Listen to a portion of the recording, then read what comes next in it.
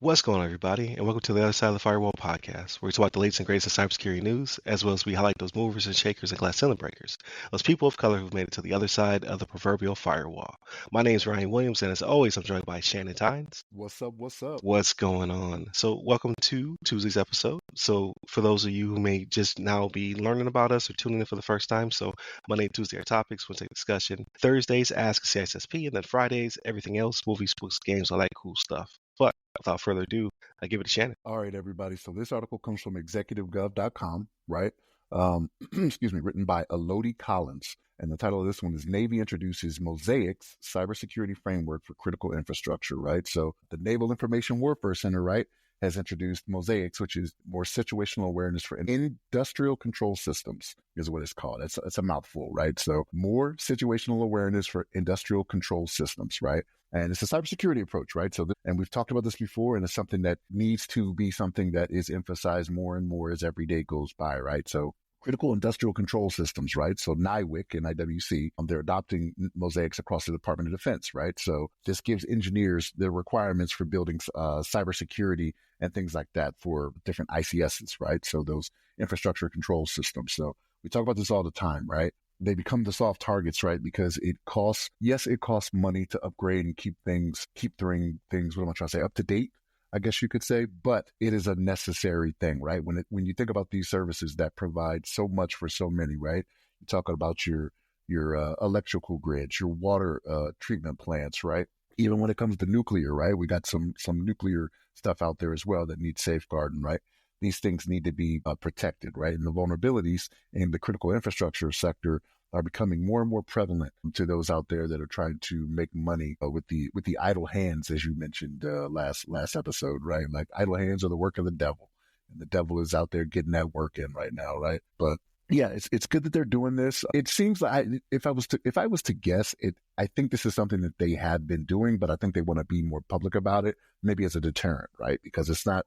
I find it hard to believe that the different branches of the military were not addressing this more often. I think the reason that this is like this for the Navy is because the Navy has a big hand when it comes into nuclear security, right? Even for the Air Force, I don't know if anybody remembers this, but several years ago, there were some planes that flew some nuclear material across the country, not like it should have been secure like it was supposed to be. And then ever since then, the Air Force told the Navy, like, hey, you take care of this. You deal with this all the time in subs and aircraft carriers, like, you know what you're doing for these different things. So I think that's really why the Naval Information Warfare Center has really gotten into this, right? Again, not just for nuclear, but for protection of everything. But yeah, this what they're doing is again just making it more secure and making it harder for the enemies to go out there and do things that they have been doing against these perceived soft targets, right? Because again, we're seeing it all the time when it comes to electrical plants, water treatment facilities, pipelines, right? Gas pipelines. We've seen all of this before get attacked, right? So they're trying to put a lid on this and put it out there. Hey, we're putting resources into this, right? Now, whether or not those resources last, we'll see. We'll see if this is the next cut to come based off our previous article, right? We'll see. We'll see if this is something they're like, hey, we don't want this either. It's costing too much. Yeah, not the nukes. Yeah, it's a service that's provided, right? Well, I mean, it's one of those things, right? There was some stuff that happened earlier this year when they were doing job cuts to where when it came to nuclear surety and safety, yes, true. Some mistakes were made, right? Because they just weren't paying attention to what they were doing, whether inadvertent or not, right? You should probably know what people are doing before you let them go, right? My takeaway from that, and which should be theirs, but. Doge is going to Doge, I guess. Yeah, no, it's the exact opposite. It's like we find out what they do after we got to cut them. Oh, come back. But Ryan, what's your thoughts on this, man? Yeah, so I wasn't surprised that it was a naval kind of push, but it's been around for a while. Like not Mosaic specifically, but I remember when we were in Virginia, right? So what is that, 2010 or so? We had a captain who was working on a project for OT systems, right? Like for those, at the time we called them SCADA systems, right? Like, and they may still call them that, but I see OT way more than I see SCADA nowadays. But I remember it was one of his passion projects. He was trying to get some modernization done, and he was doing kind of a survey to figure out what was going on, specifically when it came to Air Force base water treatment plants and things of that nature. So it was a pretty cool project. I don't know if it ever went anywhere, right?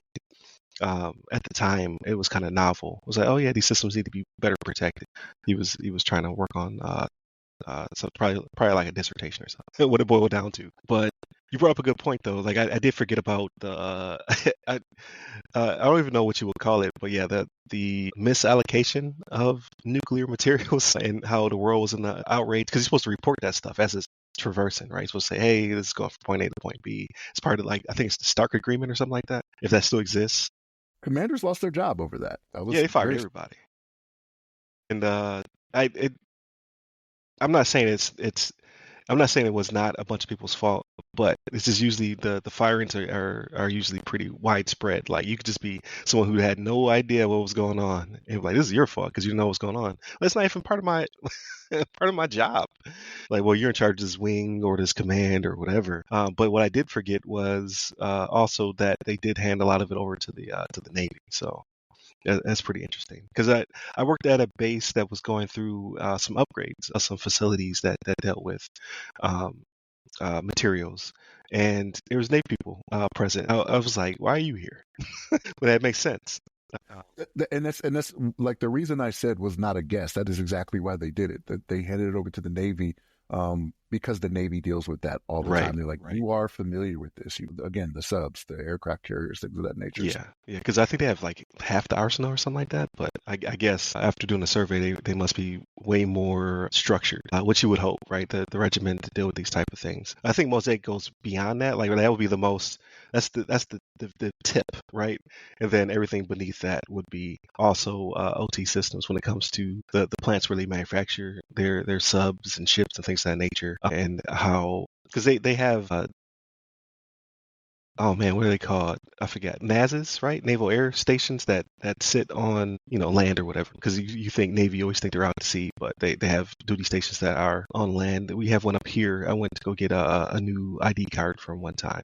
And in those, they do have obviously water treatment plants and things of that nature as well. So just makes sense. So it's good to see, and hopefully this trickles over to the private sector because I know they have a big issue with OT over there as well. I was talking to someone on LinkedIn putting together a kind of like a TED talk, and they're bringing in a bunch of different industries. And I was like, that's interesting where you're putting it. I was like, why specifically there? And they're like, oh, well, we're by the water and we have access to the Mississippi, so this is where a lot of the industry lives, right? Because it's easier to get these products in and out because of all the waterways. I was like, oh, okay, that's interesting. I never thought about that. Where ports are and things of that nature, right? So they bring the industry together to talk about their OT systems and how to better protect them. Critical infrastructure and supply chains aren't disrupted by attacks and things of that nature. So I was like, oh, okay, I never knew. It's I'm not trying to keep it covert. It's Louisiana, but yeah, it was like, why are all you guys meeting in Louisiana? I was like, oh yeah, that's where the industry kind of like headquartered. I was like, okay,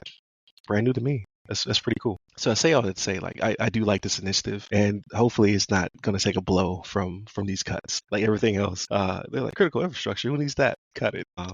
Obviously or I won't speak for Shannon. Obviously, I'm a little biased towards all these cuts. I don't appreciate them. I don't either. I don't either. Again, I said it in the first episode, right? So everybody go back and watch Monday's episode where I did say this, right? Just to catch up. I am not for there is government waste. I'm not saying there isn't, but there is a way to do it. There's a scalpel instead of a sledgehammer that's going about doing these things. So. Yeah, wait till they find out about end of year funds.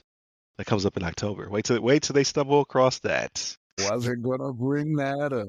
Oh my If God. they would just listen to this podcast, I'd be very surprised. They're like, how can we cut that?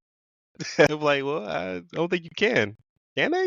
But yeah, when they find out about that, oh man, that is a farce. Like you should have started there. But whatever. I digress. And you know what's crazy about that is I had heard years ago that the Marines don't do it the They same way that don't. everybody else They does. they do not. They give money back every year. And they still get their budget. So that always blew my mind because they make it sound like you have to do it. Uh, for anybody who's listening, who's currently military or had lost their jobs due to the Doge cuts and things of that nature, like we do appreciate you and your service, and hopefully they restore everything back to the way it was. We joke around a little bit. I was gonna say a benefactor. That means you got something. I was a victim.